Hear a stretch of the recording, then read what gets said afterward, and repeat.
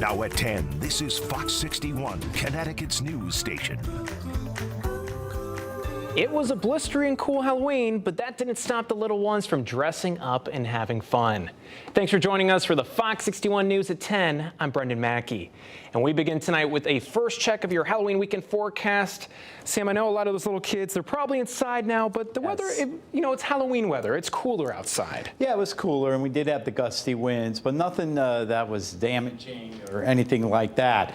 So certainly we are dealing with temperatures now that are going to stay on the cool side. We have a wind advisory in effect until tomorrow morning, until around 5 to 6 o'clock. And those winds will continue to gust 40 miles per hour. I don't think they're going to get up near 50 miles per hour now. There are a couple of scattered power outages, and of course we've been talking about securing the Halloween decorations, but it's getting late now. Look at the wind gusts, still 30 to 40 miles per hour basically, and the winds are averaging around 15 to 20, so it's still quite blustery out there. Temperatures are in the 40s and 50s. They really haven't gone down too much during the last few hours. A couple light sprinkles around, but that's really about it. Storm system up to the north. Hey, look at that, some snow showers up in far northern New York State. Overnight, lows in the 40s. We'll still have a wind going on, and a mix of sun and clouds for your Saturday with high temperatures in the 50s as we start November. Coming up, I'll detail the rest of the weekend, and we'll talk about the first full week of November. Is there any other storms in sight? Details coming up in a few minutes. Brendan? All right, thank you, Sam.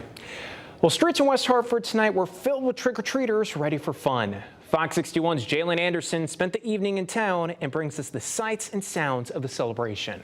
Halloween night has brought out ghosts, ghouls, and plenty of creative costumes across West Hartford. What I like about Halloween is trick-or-treating with my friends and celebrating the holiday and just getting a lot of candy. I like the candy and like hanging out with my friends. The streets in West Hartford turned into a parade of superheroes, princesses, and plenty of spooky creatures.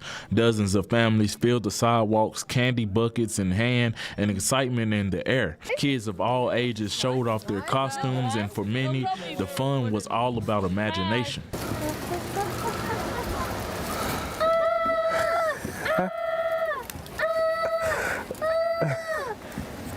Well, I put my costume because I was watching this show called One Piece that a decent amount of people know, and I just realized how cool and interesting this character is. So I decided to pick this character. Yeah. So recently I played a game called Undertale. A lot of you guys probably know about it. And there was a boss fight, right? This guy named Metaton.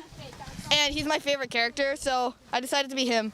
Parents tagged along too, some dressed up, some snapping photos, all making sure their kids had a safe and memorable Halloween. Ellie Campbell says no matter the age, everyone should get out and celebrate the holiday and let loose. They've been counting down. Honestly, we would be here if it was torrentially pouring. We would be making sure Halloween happened for them because it's their favorite day. It's my favorite day. I'm a theater director at one of the schools in Bloomfield, so this is kind of our day to just be fun and have fun and be a kid sometimes, which right now it feels like everyone really needs. From costumes to candy, it's been a night full of fun and fright. In West Hartford, Jalen Anderson, Fox 61.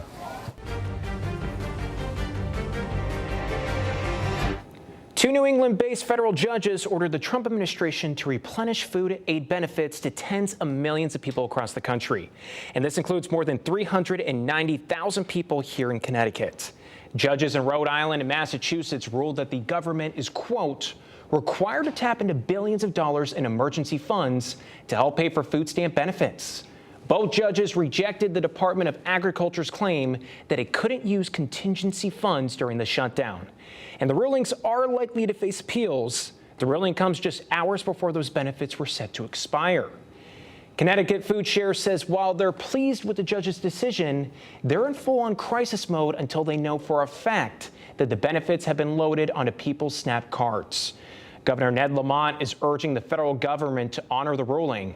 He says Connecticut's Department of Social Services is prepared to issue November benefits as soon as the USDA authorizes payments. And we are hearing that people and organizations will still host food drives over this weekend. This includes one of our Impact Award winners, Patricia Kelly, with Horsewoman Ranch in Hartford. The event is Sunday from noon to 4, and you are asked to bring canned goods, winter clothing, socks, feminine products, baby clothes, diapers, and more. And if you can help, you can walk away with a plate of Chef Jay's legendary barbecue. So when they get there, they're going to see my big grill, food fanned out. I'm going to cook for you. My fellow chefs are going to cook for you, and we're going to feed you hot food, whether or not you actually donate something or not. This is for the people who need it most. If you're in a position, please give those items. And we're going to also have voter registration set up, and we're going to have health check-ins. Monday would be day 34 into the shutdown, and we are on the brink of history for the longest government shutdown. President Donald Trump called on congressional Republicans to end the government shutdown by eliminating the filibuster. It's an unprecedented step the GOP leaders have opposed until now.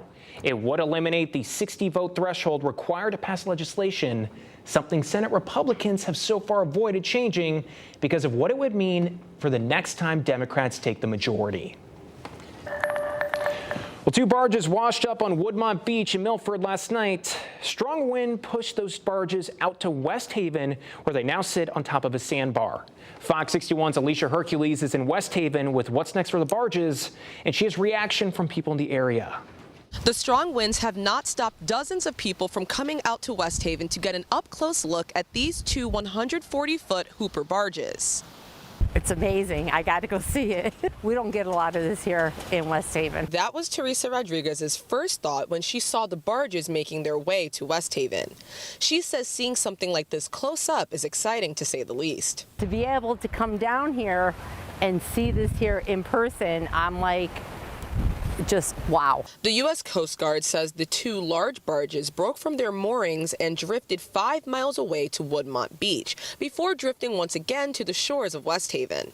They say this was likely caused by the rough weather.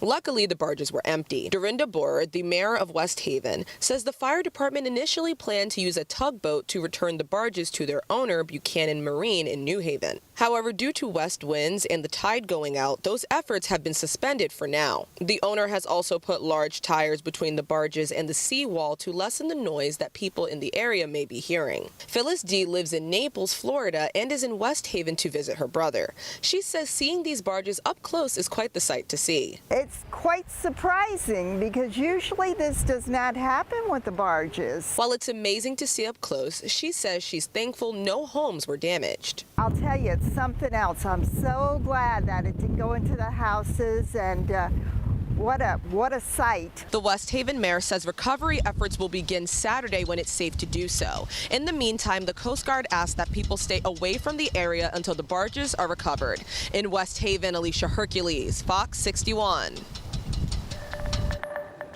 Well, right now, Stratford police are looking for this man, 61-year-old Don Zemo. He's wanted for larceny and issuing bad checks. And police say Zemo is accused of scamming a local Stratford business out of $14,000.